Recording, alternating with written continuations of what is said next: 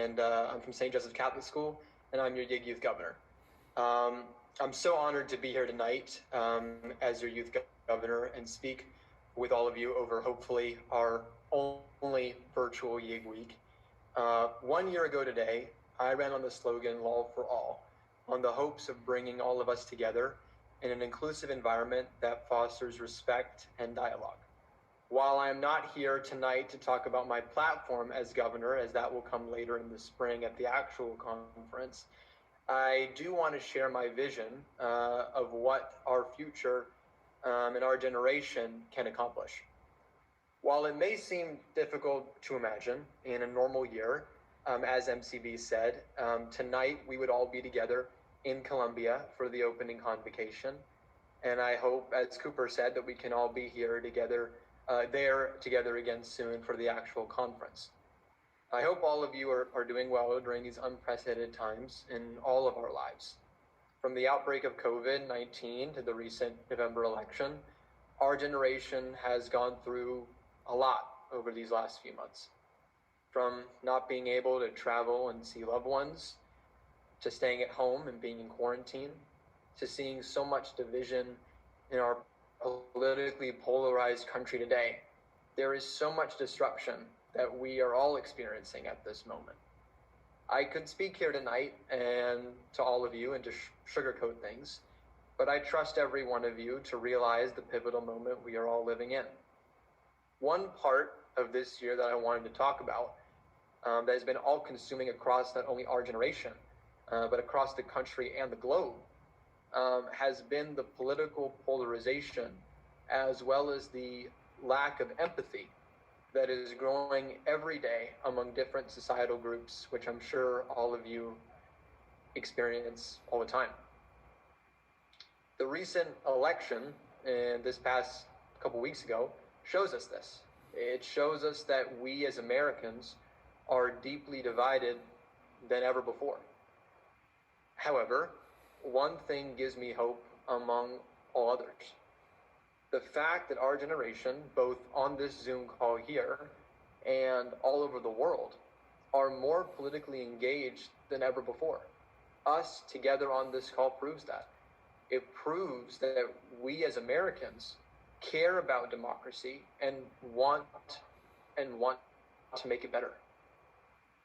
Every time that we see political polarization, hate, or opinions that we disagree with, we must always remember the lessons that youth in government has taught us. The lessons of treating others the way we want to be treated. To debate the argument, not the person.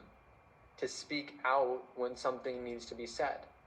And most importantly, which is the piece that our country has been missing today and for many years, is the ability to listen to one another.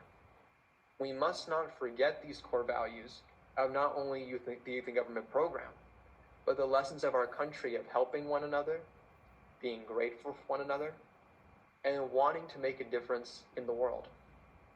These values give me hope, as all of us know these lessons, and we have the ability to affect real positive change due to those values.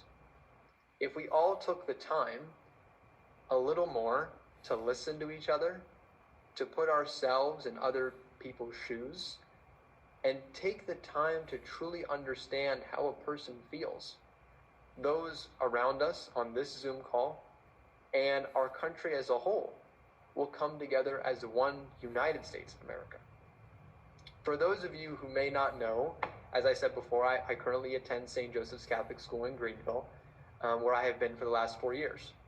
Despite attending St. Joseph's, however, I actually live an hour away from Greenville. I live in Greenwood, South Carolina, and often go back and forth for my education. I mention this because due to the immense sacrifice of my parents, I am able to pursue an education, activities such as youth in government, and a life that I am truly passionate and grateful for. I mention this also because every day, my mother, who has sacrificed everything for me to even be here and speak with all of you, is every morning when I leave for school, she tells me 3 words that I never and will never forget. Pay it forward. These three words have kept me motivated throughout my life and will continue to help influence me, help and come to common ground with others, including all of you. For all of us here today, we have many reasons to be grateful and consider ourselves lucky, despite the unprecedented times we are living in, as I mentioned before.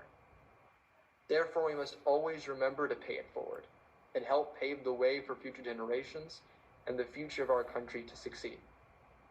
Whether it is our parents or grandparents, the decisions that have been made to get us where we are today, we must always remember the message of paying it forward and helping others and treating them with respect, dignity, and compassion, something that the Youth in Government platform and program stands for.